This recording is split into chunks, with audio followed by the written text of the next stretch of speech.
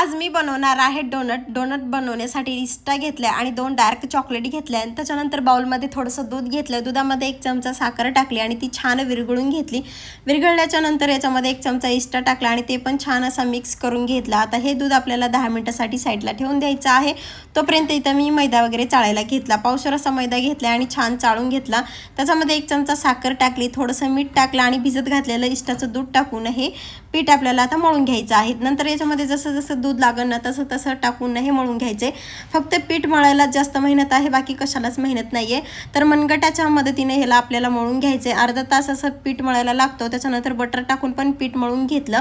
आता याला आपल्याला परत 10 ते 15 मिनिटांसाठी ना असं झाकून ठेवायचं आहे। तर कॉटनचा कपडा टाकला आणि वरतून प्लेट झाकून ठेवली आणि तोपर्यंत इथं मी चॉकलेट मेल्ट करायला घेतली। चॉकलेटमध्ये थोडंसं बटर टाकलं आणि छान अशी चॉकलेट मेल्ट करून घेतली। तोपर्यंत इथं आपलं पीठ पण छान असं फुगून आलेलं होतं।